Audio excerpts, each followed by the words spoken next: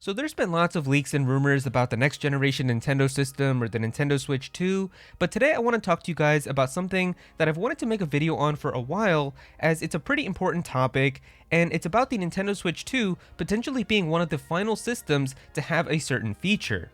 And the feature I'm referring to is a physical media slot to be able to play games physically, as so far pretty much all of the leaks and rumors that we've heard about for the next gen Nintendo system or the Switch 2 have told us that it's still going to have a physical media slot and it's still going to be using cartridges just like how the current Nintendo Switch does, and maybe the design for the cartridge is going to be a little bit different, like how from the DS to the 3DS games had like a little notch on the corner to make it like different, and the cartridges were a different color, being white from like the gray ones on the DS, but you were still able to put in the cartridges and play the games physically. But the real question becomes, what happens after the Switch 2?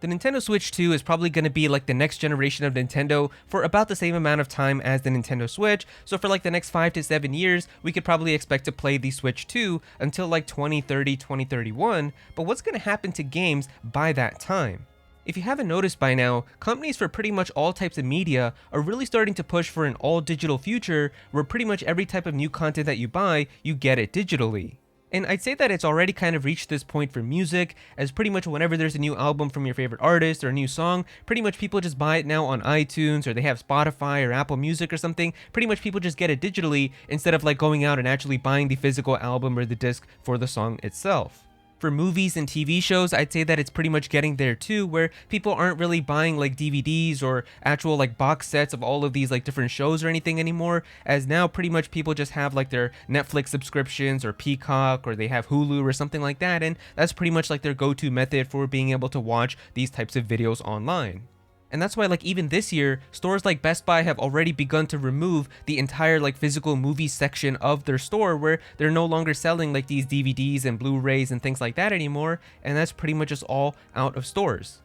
Now, video games, I would say, really haven't fully reached this point yet, but we are definitely getting closer and closer to it, where even for video games, soon it's going to be like all games are just going to be bought digitally, and they're no longer going to sell like physical copies of games anymore in stores or anywhere like that, and pretty much everything is just going to become a digital download purchase that you have for getting new games. And like I said, for the Switch 2, it's already heavily rumored that the Switch 2 is still going to have a physical media slot, so we're still going to be able to use cartridges, but that's going to be for like the next generation, for like the next 5 to 7 years. But what's going to happen after the system that comes out after the Switch 2? By that time, it's going to be like 2030, 2031. By that time, it's possible that we may have already kind of moving very close to that all-digital future. And that's really what I want to talk to you guys about in this video, because the death of physical games honestly makes me really sad, and I really feel like we're losing out on a lot of things, because the thing is, an all digital future has way more, I would say, negatives than there are positives, and I do want to kind of talk about that and just kind of hear what you guys have to say about it in the comments as well. And so right now, there's already a lot of statistics that show that there's already many people that are buying games digitally, and whenever there is a new release for a game that they're looking forward to, they're pretty much just going to buy the game digitally instead of getting a physical version. And it's because of this that we already have digital-only versions of current-gen systems like the PlayStation 5 and the Xbox Series. And so it's nice that there's still physical versions available, as even for my PlayStation 5, I bought the disc version, and anytime there's a new PS5 game that I want to play, I always buy it physically and put the disc in to be able to play it that way. But what's going to happen for the systems after? There's already rumors saying that the PlayStation 6 and the next Xbox might be all digital only systems, and there is not going to be a physical media slot for the next generation at all. And with how Nintendo does their generations differently than PlayStation and Xbox, it's very possible that the PlayStation 6 and the next Xbox could come out by like 2028, 2029, which is probably still going to be when the Switch 2 era is going to be going on. So it's possible, if those systems are only going to be digital, that when you go into a store, the physical video game section is just going to have Switch 2 games, because Xbox and PlayStation is only going to be on digital. So it's honestly crazy, because then after that, when the next system after the Switch 2 comes out, Nintendo could also lean into just doing an all digital system, and by that time, all physical games are pretty much just going to be gone, and everything has become digital. It's definitely a scary timeline to think about. Even with like PlayStation and Xbox right now, it seems like they're always encouraging people to buy games digitally, as they're always giving like incentives and rewards and things if you buy the game digitally versus if you get it physically. A game that I'm playing on my PS5 right now is Grand Blue Fantasy Relink. It's a new RPG game that came out just like a few days ago, and it's been pretty fun, but I bought the physical version of that game, so it came out on February 1st. But if you actually bought that game digitally, they allowed you to be able to play that game 3 days ahead of time, where you were actually able to start playing it on January 29th, so you got a 3-day head start if you bought the game digitally, so it was like an incentive to try to get people to get the game digital. My most anticipated game for 2024 is Final Fantasy VII Rebirth, which is the second part in the Final Fantasy VII Remake trilogy, and they had a really interesting promotion that they did for this game if you bought it digitally, where if you pre-ordered the game digitally from the PlayStation Store, if you didn't play the first game, they actually gave you the entire first game, being Final Fantasy VII Remake Intergrade, for free as a free download for just pre-ordering Remake digitally from the PlayStation Store. So this was like a way that they got for a lot of people who were interested in Rebirth, but didn't play the first game, so you could pre-order it digitally from the PlayStation Store and then get the entire first game for free. But you can't do this physically, where if you go into a store and pre-order like Final Fantasy VII Rebirth physically, then they give you like a physical version of Intergrade for free also. It's only digital, so once again, a special promotion that they're only doing digital to try to encourage people to pre-order these things digitally. And so with how much they're pushing for digital and seeing how many people are starting to buy their games digitally, it really does seem like inevitably we're going to get to that future where physical games are just going to become a thing of the past and everything is going to be in an all digital future. And that really makes me sad because there's definitely way more negatives, I feel like, to this type of future happening than there are positives. The first big thing about why an all digital future sucks is that when you buy a game digitally, you don't actually buy the game itself. You don't really own it, you more so kind of have a license to just be able to play that game officially since you bought it. And it really kind of sucks because what that means is a lot of the power for like how the game works and what they can do to control like who's able to play and everything is still left on the game company's court, where you don't actually own the game physically as if you bought it from like a store or something. As if you buy a game physically, it's now officially your game. Like nobody can come into your house and take it away from you or anything like that. Whereas if you do buy a game digitally, it's still very much in the company's power. If they want to be able to shut down that game or if they want to take it off of the store or something, they can definitely use all of that power and prevent you from playing those games. So that's why it really sucks, because if you buy a game digitally and then like let's say like 7 to 8 years into the future, the company decides, you know what, we don't want to have this game available on the store anymore, we don't want people to play this anymore, they can just press like the off button and everybody is no longer going to be able to play that game. Whereas physically, you can still have that game forever and you can still be able to play it and it'll always work. Now, one of the huge things that I've always loved about physical games is like, let's say that you've already beaten the game and you're done playing it, you can still sell that game and get some money for it to then buy other games and other things. Whereas if you have a game digitally and if you're already done beating everything, like you can't really sell the game back or get some money for it or anything like that. And like, let's say that you didn't actually even enjoy the game. If you bought a game digitally, it's very hard to actually get your money back because a lot of times these stores don't actually have good refund policies. Or like on the Switch, I'm pretty sure if you buy a game digitally on the Switch and you don't like it, you can't even get your money back. Like you can't get a refund or anything. You're pretty much just stuck and you've wasted your money. Whereas if you buy a game physically and you didn't like it, you can still sell it and get some money for it, so that's always a big upside. And even for sharing games, if you have a game physically, you can still be able to share the game with your friends and let them borrow it, or even trade games with some of your friends. And I have a lot of fond memories of doing that as a kid with some like DS games and Wii games, where there were so many times where like I had a copy of Pokemon Platinum, my friend got like the brand new Pokemon Hard Gold, and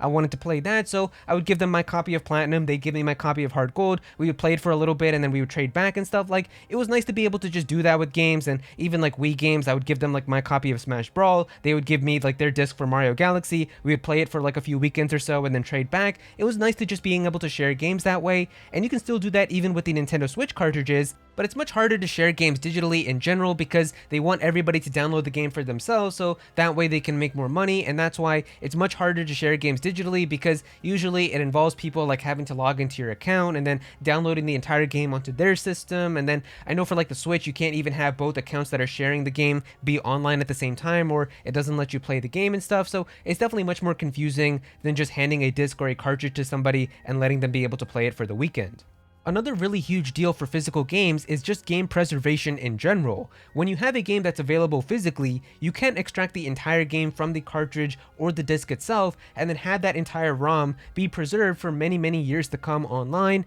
and just have it in general so that way the entire game can be documented and many years from now people can still access that game and be able to play it if they want to. If a game is only available digitally, then pretty much everything else about that game is still on the company's side, where if the company like delists that game from their store or they stop support for it or whatever, then having that game no longer available to download, it essentially becomes lost media where nobody has access to being able to get that anymore. And that really can suck if they decide to do that, because we honestly have no more control. So for example, the N64 cartridge of The Legend of Zelda Ocarina of Time has already been extracted and the entire ROM for the game has been uploaded online. And so this makes it so that no matter how many years into the future, if Nintendo has no way of officially playing Ocarina of Time, if they don't sell it or have anything, you can still access the entire original game by downloading it online and being able to play it on an emulator and just having access to that game. And so now hypothetically, let's pretend like it's the year 2040 and Nintendo just released a brand new Zelda game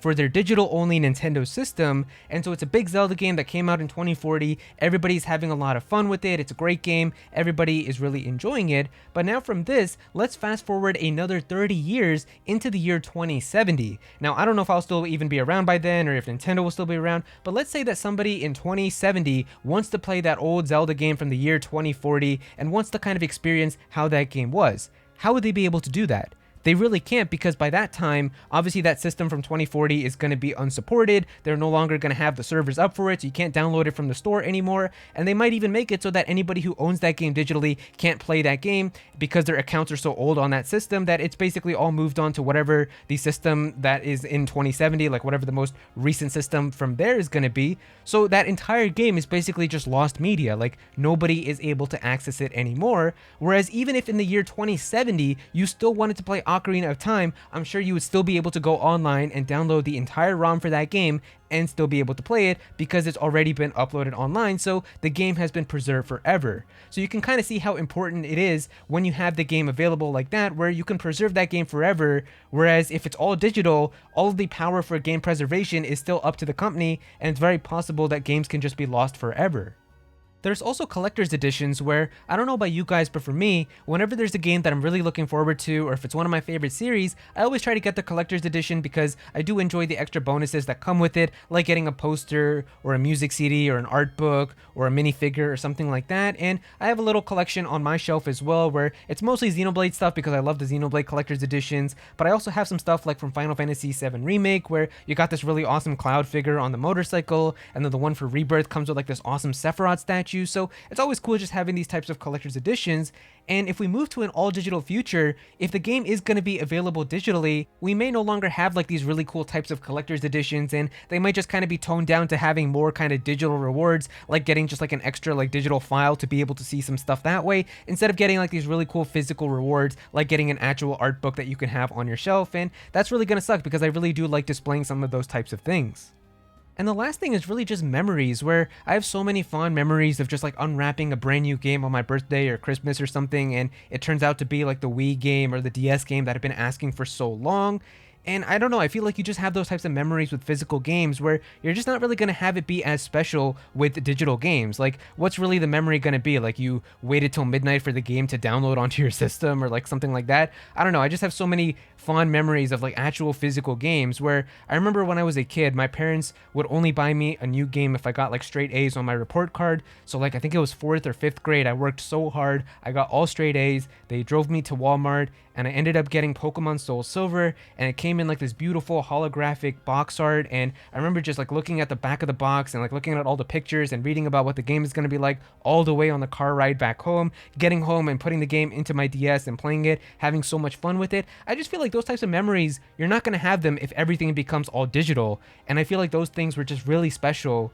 And it's going to suck because you're not going to have that in an all digital era of games. But yeah, if you guys have those types of memories yourself, definitely comment them because I'd love to read your stories as well.